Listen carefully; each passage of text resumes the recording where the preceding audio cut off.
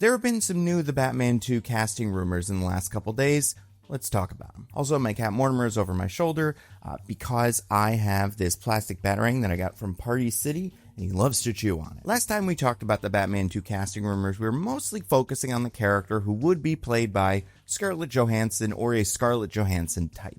It has not been confirmed or denied if she's in the movie by now, but other rumors have come and gone, and she's stuck around, so I do think that's significant. We also got a new actor that was rumored to be part of this cast, and then that rumor was pretty quickly debunked. I'll go over that one real fast, and then we'll talk about the new character that Scarlett Johansson might be playing, who I did not mention in my original video, even though it was on my brainstorming board, but I decided against it because I have bad instincts on this kind of stuff, I guess. Anyway, okay, so the actor that was rumored for about, 8 hours and then debunked is Brad Pitt was going to be playing some role in this movie. Now, Brad Pitt is interesting for a bunch of reasons. Number one, he's very famous. Number two, he's significantly older than Scarlett Johansson and Robert Pattinson. So that would suggest that he's playing a father figure or something like that. We'll get to one of those father figures in a second.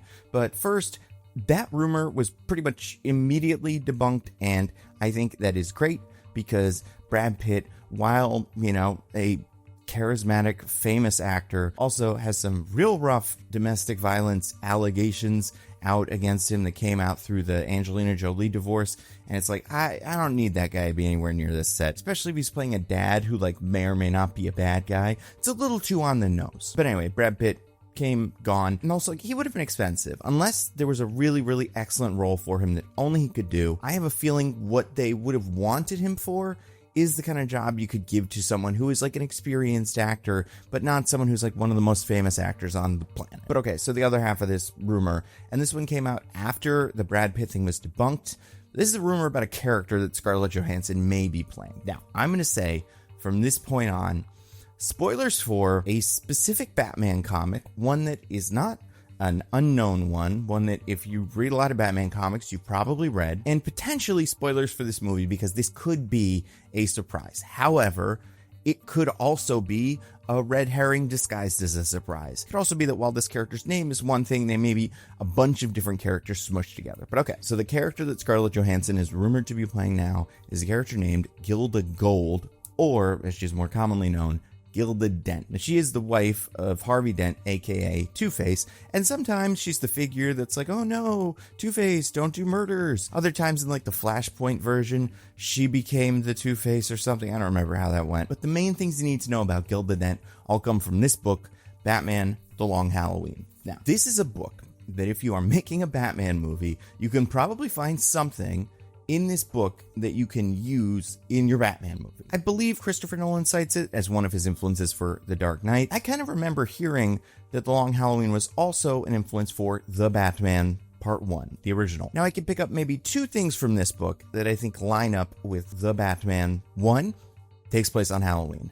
And The Long Halloween, by the way, takes place over the course of a year, but The Batman at least starts on Halloween like this book does. The other thing, this book ends, and the most important part of this book, in my opinion, is it's about the transition from Gotham being a city run by mobsters to a city run by supervillains. And Harvey Dent's story is the heart of this book, and you can also use it to kind of chart how Gotham has changed. Originally, he is a district attorney going after corrupt mobsters, and as time goes on, because of what the mobsters do, but also maybe because of escalation in Batman, maybe because of the influence of the other supervillains, or maybe this is just the natural next step in this kind of world, Harvey becomes Two-Face and sort of leads the new group of supervillains who now kind of take over from the mob. And it's not like, the Joker and all those characters didn't exist before, but I do think that is one of the things that The Long Halloween is about. And you can see this in the way that The Batman Part 1 ends, where many of the high-profile mobsters are out of power or dead, and a lot of the new costumed criminals, Riddler, Catwoman, Penguin, Joker kind of, not as much, they're now in control. So it is a paradigm shift in Gotham. There's this very famous splash page where all of the villains are here. This is where Two-Face is revealed for the first time. He's in shadow behind the Joker. Anyway, it's a great book, one of the best Batman books. Everybody should read it. And Batman Year One was clearly more of an influence on the Batman, but I can see why any director making a Batman movie would be able to read The Long Halloween and find some stuff in it that's interesting. For instance, I believe in Harvey Dent, the slogan, that comes from this. Well, at least it was made famous by this, maybe in the books before. And this is all information you need to know to understand who Gilda is. But the book itself is a mystery where people are being killed every major holiday. So each issue is a new holiday, and they're each centered around a murder, and usually the introduction of some supervillain. And over the course of this book, Batman is having a really hard time figuring it out. Like, who is doing these killings? Is it all one person? It seems to be. There are certain things about the murders that would connect them, and also they're all happening on holidays, which creates the narrative of the Holiday Killer, which is the name of kind of the villain of this book. And it's not Calendar Man. Calendar Man is involved because he is kind of the Hannibal Lecter of this story because he's already in jail. But over the course of this story, and again, final spoilers for this, we discover, and Batman discovers, although I don't think the world discovers this, that Gilda Dent, Harvey's wife, in an attempt to clean up the city and also like make life better for her husband,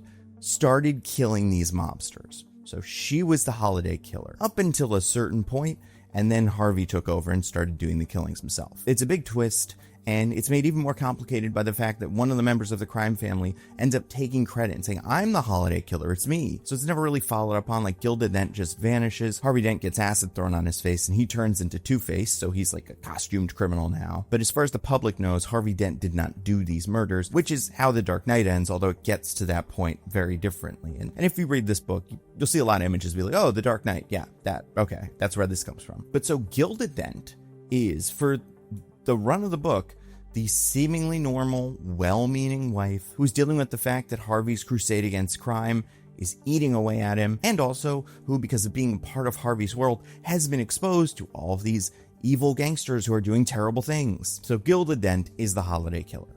Now, if Scarlett Johansson is playing Gilda Dent, here's how we'll know. First of all, we'll know because we'll find out that there is a Harvey in this movie, which I would not be shocked if they cast a Harvey Dent in this, for no other reason than just like, he is a good character to have around, even if you don't want to do Two-Face stuff. Having a district attorney in a Batman story who is aggressive, who is principled, that is an interesting character to put in these. In fact, I would love it if they didn't do Two-Face, if they just let him be Harvey Dent for one movie, and then you saw like, that would be cool. That's not usually how this works. Usually, Harvey is introduced, and then he gets Two-Faced. Also, if I remember correctly, Harvey Dent is the DA in the Joker 2 Folie à Deux movie, so that's interesting. I always forget, A, I forget that movie happened, and B, I forget that Harvey Dent was in it. So there have been canonically, let's say, 4 on-screen Harvey Dents. You have Billy D. Williams, who did play Harvey Dent before he turned into Two-Face for a couple of movies. Then you have Tommy Lee Jones, who takes over as Two-Face in that same continuity. You have Aaron Eckhart, and you have whoever was in the Joker. And then also Billy D. Williams came back for the Lego Batman movie. Anyway, I don't know if Gilda Dent has been in any of these. If she was, it would be in The Dark Knight because that movie explored Harvey's life, but that character was kind of turned into Rachel Dawes, played by Maggie Gyllenhaal in that movie. And she met a very different fate and had a very different story than Gilda does. If they take a popular actor who is in his 40s, cast him very soon, that's the first way we'll know about this, right? Someone gets cast as Harvey Dent, then it's like, oh, maybe ScarJo is playing Gilda. I mean, the main way we'd know is if she gets cast as Gilda. But I imagine they would cast Harvey first, or, and this is the other thing I think might happen, this character may be the Gilda Dent of this universe, but maybe she will be, and see, here's the problem with this, and it's that we've done it already, right? If we're doing Scarlett Johansson in this movie as potentially secret murderer, and she is maybe married to or engaged to or whatever, Harvey Dent, I don't think that's enough to make her interesting in this movie.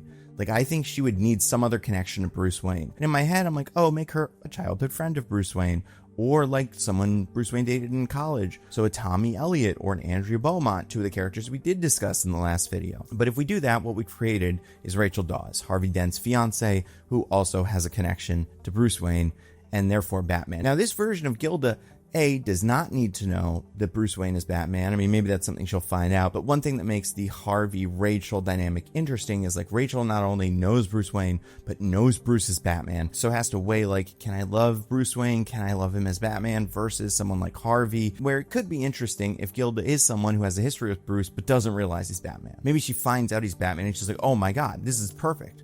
Me and you can kill all the bad guys in the city. It's going to be great. Which now kind of reminds me again of Andrea Beaumont in Mask of the Phantasm. So I think the most interesting way to do this would be to introduce like 4 characters that could be the killer. have actors playing high-profile characters who turn out to be the killer. So you get a Gilda Dent, and you get a Tommy Elliott, and you get an Andrea Beaumont, and then maybe you get another Dent character. Like, people had suggested that Brad Pitt might be playing Harvey Dent's dad, which, again, would be a very bold choice considering Harvey Dent's dad was abusive to Harvey Dent, and that is one of the reasons why Harvey Dent is the way he is. Specifically, it's where he gets the coin from. But, like, I think you could set up an actual mystery where people keep getting knocked off, and we, as the audience, keep getting introduced to suspects, or like we've met a bunch of suspects, but like if one of them was the main character in the movie, it would be obvious that it's them. But because they're all here, it's clearly like, oh, it's maybe one of them, or maybe they're all red herrings and it's somebody else. Even if we don't get more characters than just Gilda Dent, I still think there's a chance she's a red herring, but I hope that they get a little bit more fancy with it. I would love to see a Tommy Elliott get cast, and I would be fine with rolling Gilda Dent and Andrea Beaumont into one person. You know, make her Andrea Beaumont Dent or something like that. Do I think ScarJo could play Gilda Dent? Sure. Gilda Dent, while, you know, an important character, is not an incredibly specific character. She has to be someone who could conceivably do a murder and is in love with Harvey Dent, someone who we do not have cast yet. Do I think this is like what's going to happen? Because again, I don't know I should know scoopers by now and know which ones are more or less accurate. But this seems plausible, I'll say, more than anything else. I don't think it's necessarily more true than any of the guys I had suggested, but this is the first character that she has been rumored to play. So even if we're taken all the way with a grain of salt, this can be taken with slightly less salt than the other ones, because there is at least someone behind the scenes who's saying this might be a thing. But I'm happy this is moving. I'm happy we're finding stuff out. I'm sure we'll find out more pretty soon. And until then, if you've got some time to kill, you want to watch a nice short film about a guy going to a stressful dinner, check out the short film, The Dinner Plan. It is about a man going to a business dinner where he has to eat the food, but he can't eat the food, and that is stressful for him. And it is a very real situation played in a fun, extreme way. And what's awesome is you can watch that short film right now on this video sponsor, Nebula, which we just introduced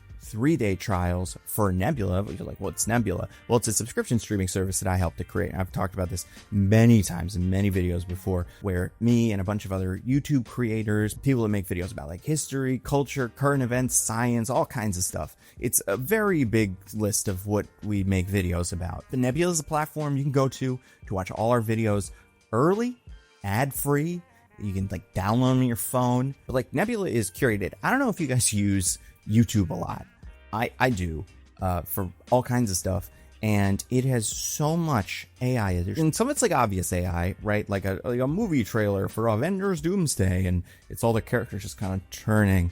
But there's also AI content where it is a disembodied voice talking about a news thing or character in a comic book or something. A lot of times I'll be like, what is the deal with this vigilante character? I would like to learn a little bit more about him pretty quickly, so I'll put on a YouTube video. And if I did this 3 years ago, it's like people who know what they're talking about, who are fans of the character, research the character, whatever, and they're like human beings.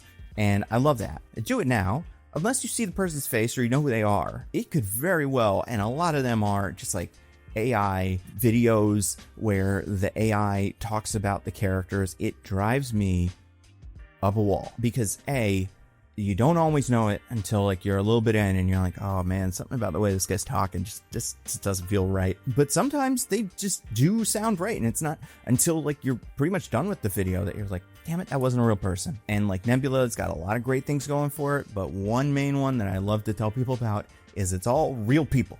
We are making it ourselves, and all the videos getting made on it are made by us. And it's very cool. And a year of Nebula is already a steal. It's $60 a year, $5 a month. But if you go to go.nebula.tv/thenandocut, in the month of December specifically, you can get a year of Nebula for half that, for $30. That is $2.50 a month. It is an incredible deal. Also, like I said, it's December. The holidays are coming up. Giving is always stressful. You get somebody like a t-shirt that they're going to wear once or twice and maybe it won't fit. Or you could get them a subscription to a streaming service made by creators you know they love, that lets them watch those videos early without ads, lets them download them to their phone. And you can get that for $30 a year if you get it within the month of December. That is an incredible deal. That cannot be beat. So again, go to go.tv/thenandocut in the month of December and get a year of Nebula for $30. It's a great deal. watch the dinner plan, watch all my videos early, watch all the other cool stuff we put out there. You're gonna love it.